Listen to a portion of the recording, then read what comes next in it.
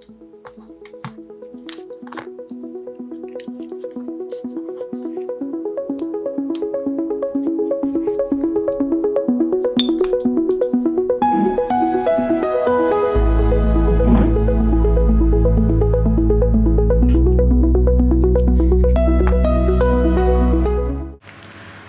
আলাইকুম বন্ধুরা, কেমন আছেন সবাই? আশা করি সবাই অনেক বেশি ভালো আছেন। আপনারা যারা আমার চ্যানেলের নিয়মিত দর্শক, তাদেরকে অসংখ্য ধন্যবাদ। আপনারা অনেকে আমাকে বারবার অনুরোধ করেছিলেন এই 150 watt DC to AC 12 volt converter booster মডিউলটি নিয়ে একটি ভিডিও তৈরি করতে। অবশেষে আপনাদের অনুরোধে আজকে আমি এই ছোট্ট পাওয়ার হাউসটির A to Z সুবিধা, সীমাবদ্ধতা, নিরাপদ কানেকশন বিস্তারিত জানাবো। যারা নিজ হাতে এই পোর্টেবল ইমার্জেন্সি ইনভার্টারটি তৈরি করতে চান, এই ভিডিওটি তাদের জন্য।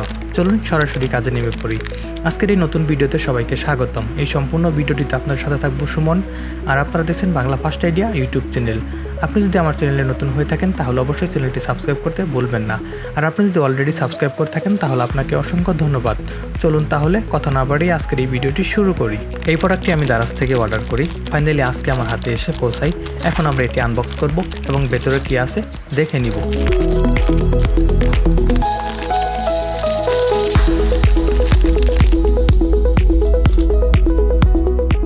এই হচ্ছে আমাদের সেই কাঙ্ক্ষিত ইনভার্টার সার্কিট। এটি দেখতে যেমন সুন্দর এবং বেশ ভালোই।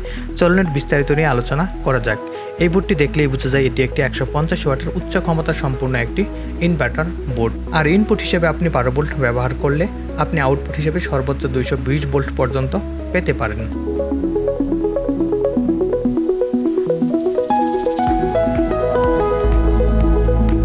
ট্রান্সফরমার বোর্ডের মাঝখানে যে হলুদ ট্যাপ দিয়ে মোড়ানো বড় অংশটি দেখতে পাচ্ছেন, এটাই মূলত হাই ফ্রিকোয়েন্সির ফেরাইট কোর ট্রান্সফরমার।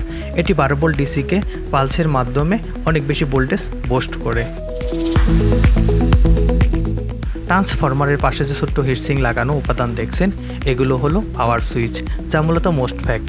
এগুলো কন্ট্রোলার আইসি থেকে সিগন্যাল নিয়ে দ্রুত অন অফ হয়ে ট্রান্সফরমারের প্রাইমারি কয়েলে সুইচিং করে।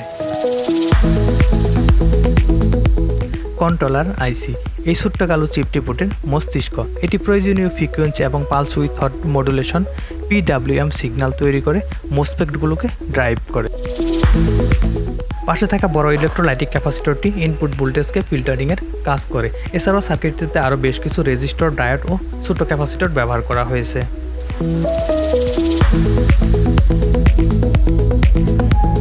এবার আসি গুরুত্বপূর্ণ ধাপ, কানেকশনে। এই বোর্ডটি ব্যবহার করতে হলে আমাদের মূলত দুইটি জায়গায় সংযোগ করতে হবে, ইনপুট এবং আউটপুট।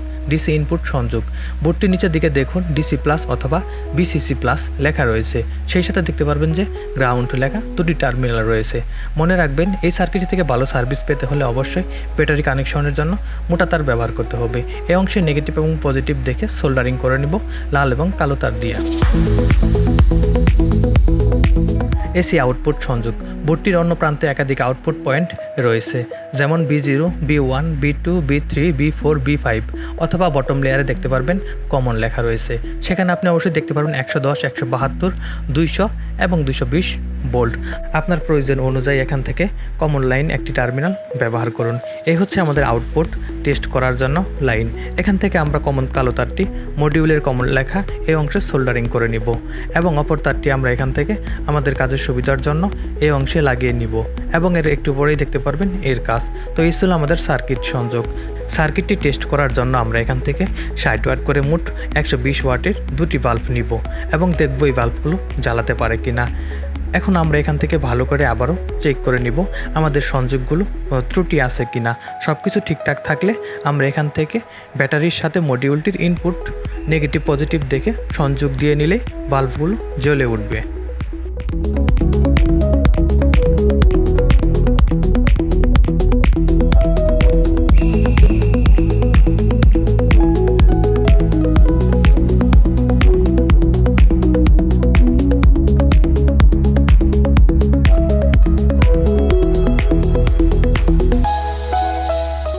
400 থেকে 500 টাকায় এই বাজেটের মধ্যে ভালোই কাজ করছে এই সার্কিটটি, যা আপনি অবশ্যই দেখতে পাচ্ছেন।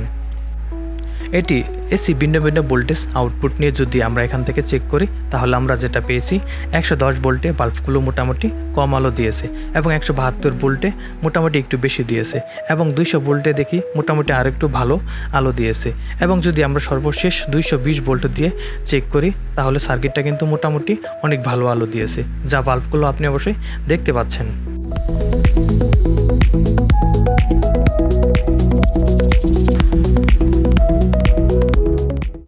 এই সার্কিটটি আপনার কাজের সুবিধার জন্য এই অংশে লেখা রয়েছে, যা আপনি এখান থেকে প্রয়োজন অনুযায়ী কানেকশন দিয়ে নিলেই আপনি সঠিক ভোল্টেজটি পাবেন। এই 150 ওয়াটের ইনভার্টার বোর্ডটি দিয়ে আপনি আপনার দৈনন্দিন জীবনের অত্যন্ত জরুরি কম ওয়াটের কয়েকটি লোড নিরাপদ চালাতে পারবেন। এই বোর্ডটির সক্ষমতা 150 ওয়াট হওয়ায় এটিকে আপনি অতিরিক্ত চাপমুক্ত রাখতে আপনার উচিত হবে সবসময় 120 ওয়াটের আশেপাশে লোড রাখা। এর মাধ্যমে আপনি একসাথে কয়েকটি ডিভাইস চালাতে পারবেন, যেমন একটি দুটি বাল্ব, মোবাইল ফোন চার্জ, অন্য রাউটার, সিসিটিভি এবং সকল চার্জিং কাজ। অন্যদিকে আপনি যদি একটি ফ্যান চালাতে চান তবে আপনাকে লোড কমাতে হবে। উদাহরণরূপ আপনি যদি একটি সিলিং ফ্যান ব্যবহার করতে চান যা সাধারণত ওয়াট হচ্ছে 70 থেকে 80 ওয়াট লাগে এবং একটি এলইডি বাল্ব ব্যবহার করতে পারবেন সিলিং ফ্যানের সাথে। এই দুইটি জিনিস একসাথে কিন্তু আপনি চালাতে পারবেন, বাকি ডিভাইসগুলোকে আপনাকে আনলোড রাখতে হবে। অন্যদিকে আপনি যদি একটি ল্যাপটপ চার্জ করেন তাহলে প্রয়োজন হবে 65 থেকে 90 ওয়াট পর্যন্ত। তবে বোর্ডটির উপর চাপ কমাতে সেই মুহূর্তে ফ্যান বা অন্য কোনো ভারী ডিভাইস না চালানোই বুদ্ধিমানের কাজ। মূল কথা হলো আপনাকে সবসময় মনে রাখতে হবে যেন আপনার চালানো ডিভাইসগুলোর মোট ওয়াট 150 ওয়াট ক্ষমতা ছাড়িয়ে না যায়। এতে আপনার বোর্ডটি সুরক্ষিত থাকবে এবং দীর্ঘস্থায়ী হবে। 120 ওয়াটের উপরে লোড ব্যবহার করতে চাইলে আপনাকে অবশ্যই কুলিং ফ্যান ব্যবহার করতে হবে।